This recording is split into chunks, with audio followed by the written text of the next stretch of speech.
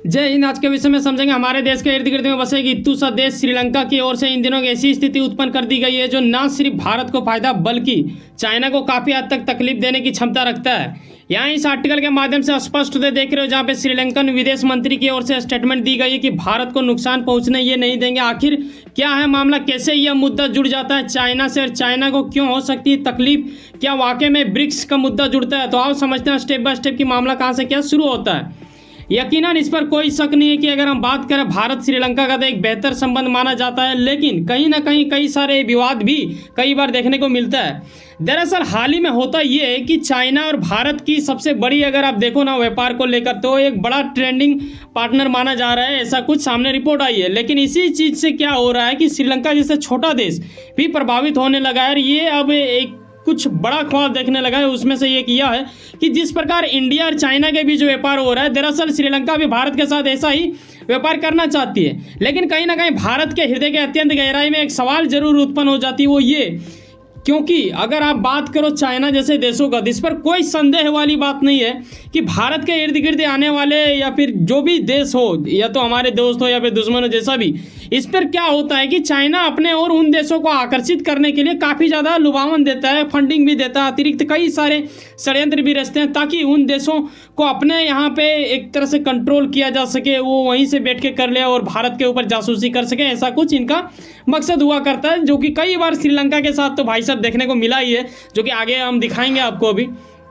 और इस चीज़ को लेकर क्या हो रहा है कि श्रीलंकन विदेश मंत्री जिनका नाम अली साबरी बताया जाता है, वो क्या कह रहे हैं कि भाई साहब एक जिम्मेदाराना पड़ोसी होने के नाते, ठीक है, क्योंकि ये हमारे पड़ोसी देश हैं, ऐसे में इनका ये कहना है कि हम आपके पड़ोसी हैं, उस अनुसार किसी भी प्रकार के भारत को नुकसान होने नहीं देंगे। कोई भी ऐसा देश बीच में यहाँ आके कुछ ऐसा करेगा जिस वजह से भारत को नुकसान होगा तो ये हम बर्दाश्त नहीं करेंगे। इस चीज़ को लेकर ये इन्होंने बताया कि भाई साहब भारत को पूर्ण रूप से सुरक्षित महसूस करना चाहिए कि हम ऐसा कोई कांड करने वाले नहीं हैं, ऐसा ये कहने की प्रयास कर रहे थे। लेकिन कहीं ना कहीं आप बात करते हो एक ऐसा देश जो कि भव्यता का रूप रखता है, विश्व गुरु बनने की टारगेट में है 2047 में, आप देखोगे।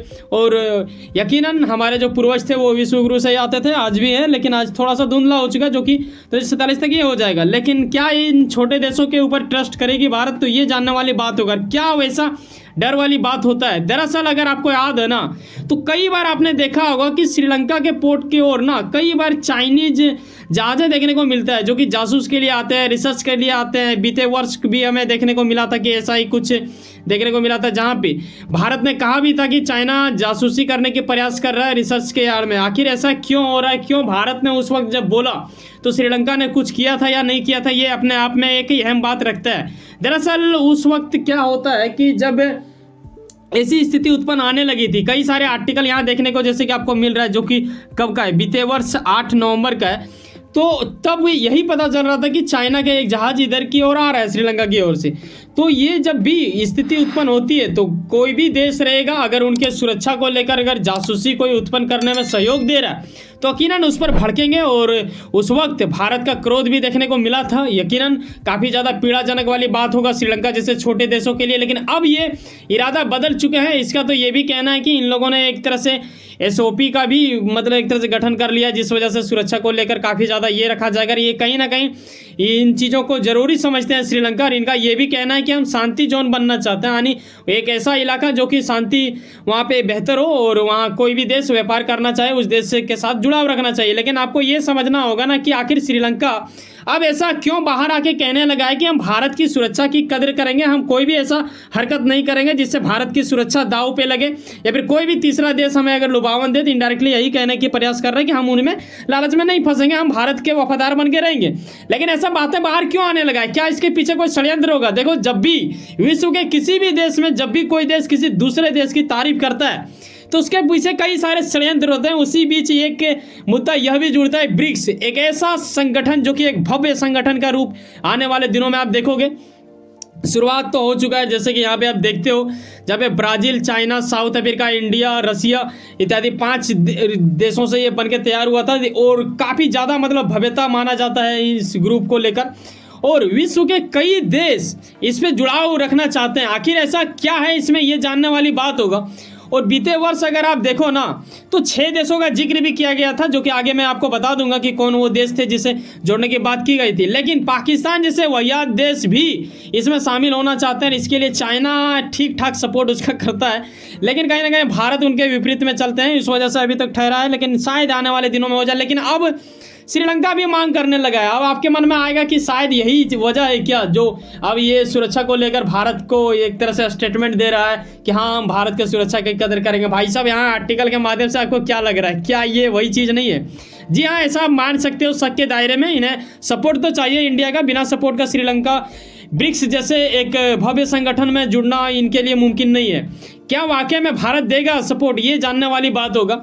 लेकिन अगर मैं बात करता हूं जब बीते वर्ष तो रामाफोसा का इलाका यानी साउथ अफ्रीका की ओर से समिट की गई थी ब्रिक्स, तब 6 देशों का नाम आया था, जिसमें से UAE, Iran, Egypt, Saudi Arabia, Ethiopia और अर्जेंटीना का कमाल की बात यह है कि इन्होंने रिजेक्ट कर दिया कि बेटा मैं तो जुड़ूंगा ही नहीं। ये मतलब सुपर पावर माने जाने वाले अमेरिका के अधीन में, या फिर बोलो कि उनके लालच में ये आ चुके थे। ऐसा कुछ कई सारे आर्टिकल उन दिनों सामने आया था, मैंने उस वक्त वीडियो बना के भी आपको बताया था।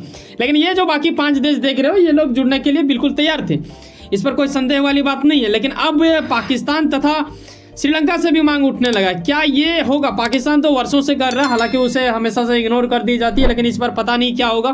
क्योंकि अब यहाँ पे रामाफोसा को जहाँ आप देख रहे हो, इन्होंने 2023 को होस्ट किया, लेकिन अब पुतिन भाई साहब का इलाका का क्षमता आ जाएगा। क्योंकि यहाँ इस आर्टिकल के माध्यम से आप ये देखते हो कि रसिया का एक ऐसा इलाका जिसे आप जानते हो कजान के नाम से, वहीं पे होस्ट की जाएगी, यानी रसिया की ओर से 2024 ब्रिक्स समिट की जाएगी।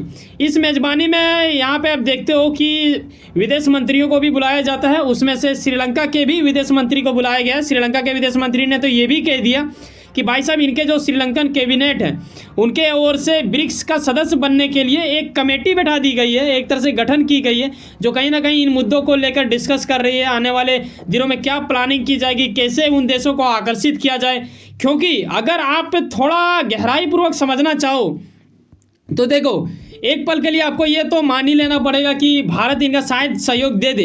यकीनन मुझे भी लगता है कि शायद सहयोग दे दिया जाएगा, लेकिन कहीं ना कहीं भारत ये जरूर सोचेगा कि यार मतलब ये एक छोटा सा अर्थव्यवस्था वाला देश है, मतलब काफ़ी छोटा देश है, कोई बहुत बड़ा देश है नहीं, तो इसे इस प्रकार ले लेना एक अच्छी बात है। क्योंकि जब आप वेस्टर्न कंट्री के और आर्टिकल देखते हो तो उनमें से ऐसा ही कुछ लिखा जाता है ना कि भारत का एक छोटा सा राज्य जैसा है श्रीलंका, तो श्रीलंका को वैसा ही रख लिया जाएगा। भारत कई सारी चीज़ वैसे भी तो इनको सपोर्ट में देता ही रहता है। क्या ये उन देशों को भी जोड़ेंगे? अगर इसे जोड़ता है और श्रीलंका के पास भी एक मौका मिल जाता है कि यार जब पाकिस्तान जैसे देश जुड़ना चाह रहा है, जो बिल्कुल गया गुजरा है, वहाँ पे आप जानते ही हो कि वहाँ पे महंगाई किस स्तर से बढ़ती जा रही है, पूरा कंगाल की स्थिति में आ चुकी है। वहाँ की सरकार तो वहाँ की अपनी सरकारी कंपनियां भी सेल करने पे अच्छा, कई लोग ये भी बोल देंगे यार मोदी सरकार भी तो कर रहा है कुछ कंपनी ऐसे थे जिससे कि प्राइवेट कर दे रहे हैं। देखो यहाँ का कुछ बात अलग है और वहाँ कुछ ज़्यादा ही हो रहा था। ये अपने आप में एक अहम बात रखता है। अब देखने वाली बात होगा कि श्रीलंका को क्या ब्रिक्स में जोड़ता है या फिर नहीं जोड़ता है।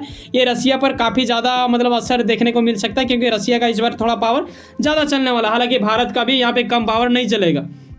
अगर आपको लगता है कि यहाँ पे आपके देश के लिए बताया जाता है, अगर आप मेरे चैनल को या फिर हमारे टीम को प्रमोट करना चाहते हैं तो इसे स्कैन करके सुपर थैंक्स कर सकते हो।